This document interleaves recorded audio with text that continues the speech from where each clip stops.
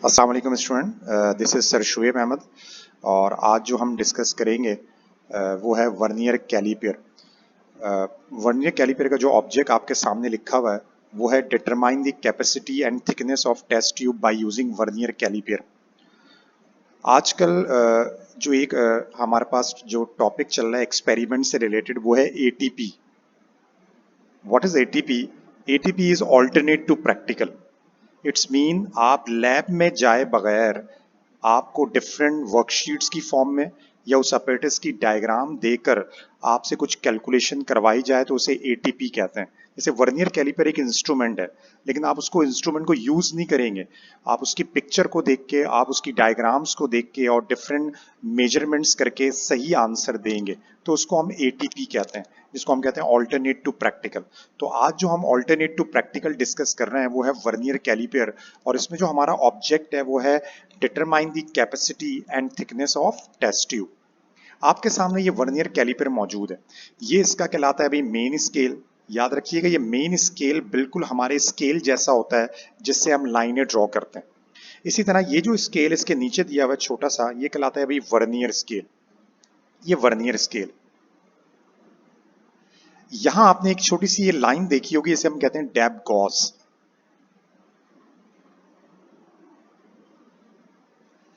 तो हमारे पास ये इस इंस्ट्रूमेंट के कुछ पार्ट हैं जो हम यहाँ पे मेंशन कर रहे हैं, तो इनको जरा नोट कर लें। इसके बाद याद रखिएगा ये इसके दो जॉस दिए हुए हैं जिसे हम कहते हैं लोअर जॉस, और ऊपर जो ये दो जॉस दिए हुए हैं ये कहलाते हैं भाई अपर जॉस। तो कुछ आपकी समझ में आया होगा। मेन स्केल है, वर्नियर कैलिपर है, डेप्थ गॉस है, वर्नियर कैलिपर है, लोअर जॉस है और अपर जॉस। यहाँ वर्नियर कैलिपर को अगर गौर से देखें आप, तो यहाँ वर्नियर कैलिपर के अंदर हमारे पास, अगर इसको थोड़ा सा मैं जूम करूं आपके सामने, तो देखें ये वर्नियर कैलिपर पे कुछ डिविजन्स दिए हैं। अगर इन डिविजन्स को मैं काउंट करूं आपके साथ, तो जरा मेरे साथ साथ अगर काउंट करें तो 1 2 3 4 5 6 7 8 9 10 और ये 11। मतलब फर्स्ट वाला जीरो कहलाता है, और जीरो के बाद आप फर्दर उसको क्या कर सकते हैं भाई, काउंट कर सकते हैं। अगेन जरा इसको काउंट करते हैं हम। फर्स्ट वाला हमेशा कहलाता है जीरो। फर्स्ट वाला हमेशा क्या कहलाता है भाई, जीरो फर्स्ट लाइन। देन 1 2 3 4 5 6 7 8 9 10। इसका मतलब वर्नियर स्केल पे हमारे पास कितने डिवीजन दिए हुए भाई, 10 डिवीजन दिए। अब जरा गौर से देखें इधर मेन स्केल पे। मेन स्केल पे देखें जो 1 डिवीजन है, जीरो के बाद अगर मैं काउंट करूं तो ये 0.1 कहलाए। तो जीरो के बाद जो स्मॉलेस्ट डिवीजन है वो हमारे पास क्या है भाई, 0.1 0.2 0.3, और ये सारा स्केल किसमें दिया हुआ है भाई, सेंटीमीटर में। तो सबसे पहले आप लोगों को कैलकुलेट करना पड़ेगा, वो क्या कैलकुलेट करना पड़ेगा भी, हमारे पास लीस्ट काउंट। जब आप लीस्ट काउंट कैलकुलेट करेंगे तो लीस्ट काउंट का फार्मूला आपके सामने लिखा हुआ है, और ये लीस्ट काउंट का फार्मूला आपके सामने अगर लिखा हुआ हो तो लीस्ट काउंट दिया हुआ है भाई, value of smallest division on main scale divide by number of division on vernier scale. अभी अभी आप लोगों ने मेरे साथ नोट किया कि वर्नियर स्केल पे टोटल डिवीजन कितने हैं भाई, 10। और अभी आपने नोट किया मेन स्केल पे स्मॉलेस्ट डिवीजन कितना है भाई, 0.1 सेंटीमीटर। तो अगर इसका लीस्ट काउंट निकालूं मैं तो 0.1 divide by 10, the least count of vernier calliper is 0.01 centimetre.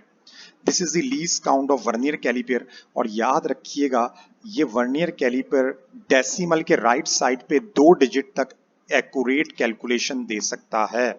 तो ये बात नोट कर लें, अगर किसी इंस्ट्रूमेंट में आप डेसिमल के बाद 2 डिजिट तक एक्यूरेसी चाहते हैं तो आप कौन सा इंस्ट्रूमेंट यूज करेंगे भाई, वर्नियर कैलिपर यूज करेंगे।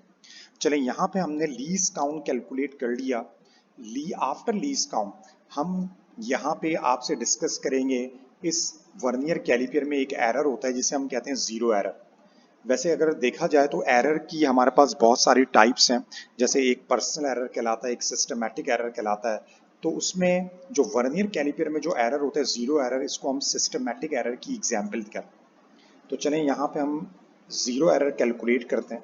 ये जीरो एरर कब अराइज होता है, मतलब कब आता है, उसको जरा डिस्कस कर लेते हैं। तो पहली बात जरा सुन लें इधर। अगर आप ये वर्नियर कैलिपर के सारे जॉस को टाइट कर दें, मतलब इन जॉस के दरमियान कोई डिस्टेंस ना हो, ना अपर जॉस के दरमियान कोई डिस्टेंस हो, ये बिल्कुल टाइट हो जाए। फिर आप चेक करेंगे कि नीचे वर्नियर स्केल का जीरो और ऊपर वाला जो मेन स्केल का जीरो है वो कोइंसाइड कर रहा है या नहीं कर रहा। दोबारा कह रहा हूं, अगर आप यहाँ पे एक काम ये करते हैं, दोनों जॉस को टाइट कर देते हैं। जैसे ही आप दोनों जॉस को टाइट करते हैं तो वर्नियर स्केल का जीरो हमेशा नीचे होता है, मेन स्केल का जीरो हमेशा ऊपर होता है। अगर ये दोनों जीरो एक साथ कोइंसाइड कर जाएं, अगर ये दोनों एक साथ कोइंसाइड कर जाएं तो इट्स मीन हमारे पास इस वर्नियर कैलिपर में कोई जीरो एरर नहीं है, तो नो जीरो एरर। दोबारा रिपीट कर रहा हूं, दोनों जॉस को टाइट करने के बाद अगर ये दोनों जीरो आपस में कोइंसाइड कर रहे हैं तो इसका मतलब है it has no zero error, कोई जीरो एरर मौजूद नहीं होगा। लेकिन अब हम आगे जरा जीरो एरर को डिस्कस करते हैं। हमारे पास ये दो सिचुएशन मैंने आपके सामने रखी हैं, ये है फर्स्ट और ये है सेकंड।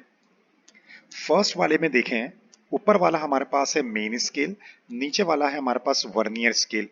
ऊपर मेन स्केल में देखें और नीचे वर्नियर स्केल में देखें तो वर्नियर स्केल मौजूद है लेफ्ट साइड पे।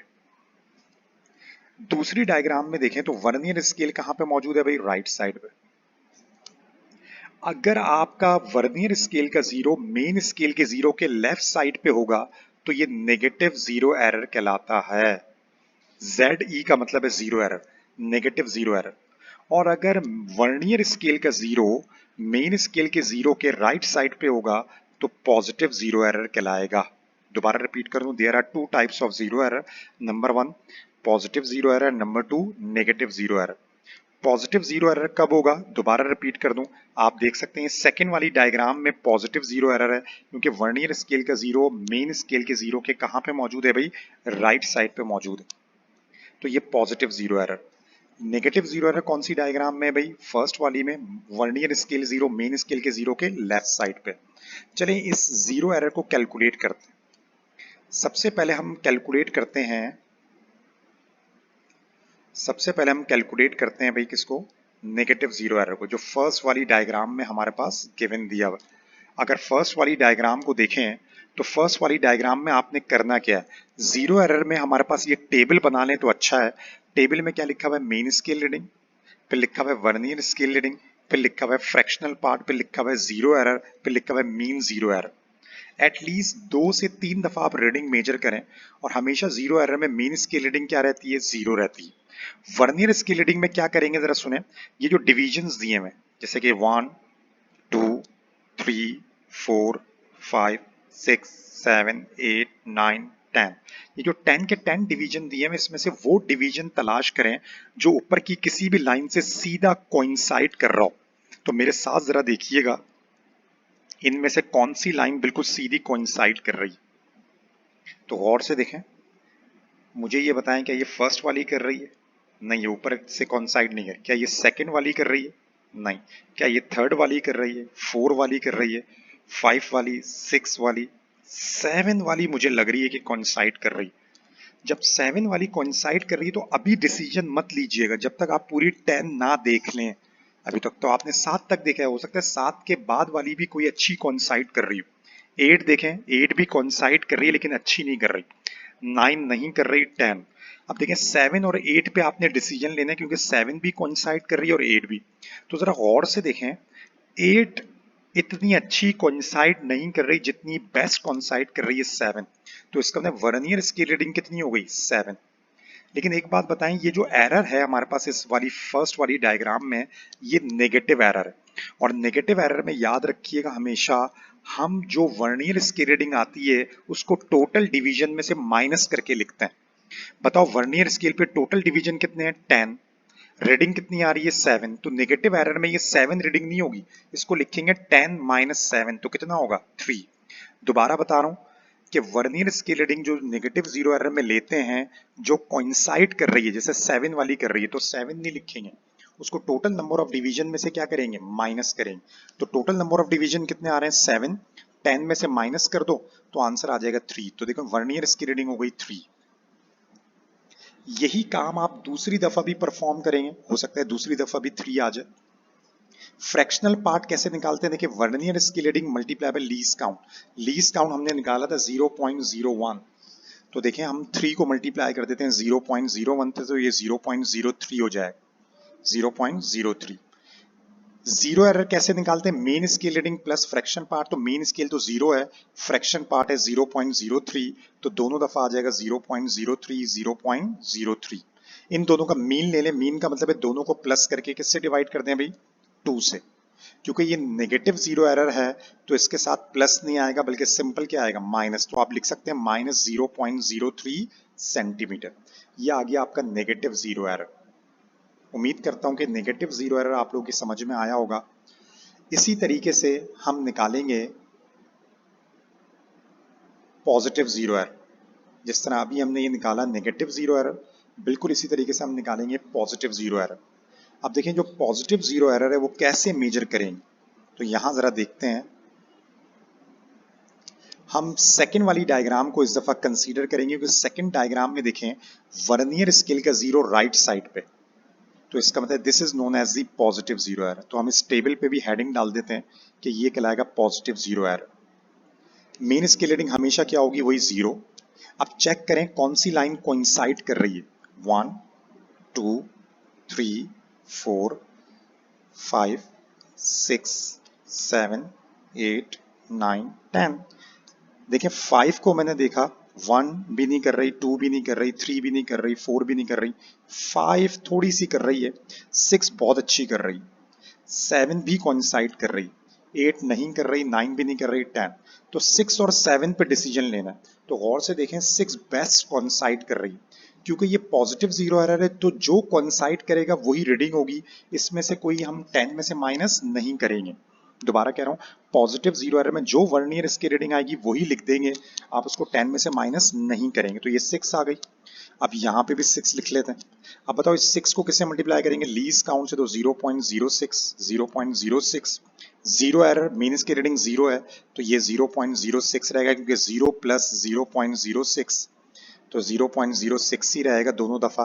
मीन लेंगे, दोनों को प्लस करेंगे क्योंकि ये पॉजिटिव जीरो एरर है तो यहाँ पे प्लस 0.06 सेंटीमीटर। तो ये आपको पॉजिटिव जीरो एरर निकालने का तरीका भी बता दिया और नेगेटिव जीरो एरर निकालने का भी तरीका बता दिया। लास्ट में एक बात बता दूं, जब आप करेक्शन करेंगे रीडिंग में तो करेक्शन का एक फार्मूला होता है, जरा सुन लें। करेक्शन इन रीडिंग, क्योंकि इस वर्नियर कैलिपर में जीरो एरर है तो जो रीडिंग आएगी वो इनकरेक्ट होगी, तो उसमें रीडिंग को करेक्ट करना होगा।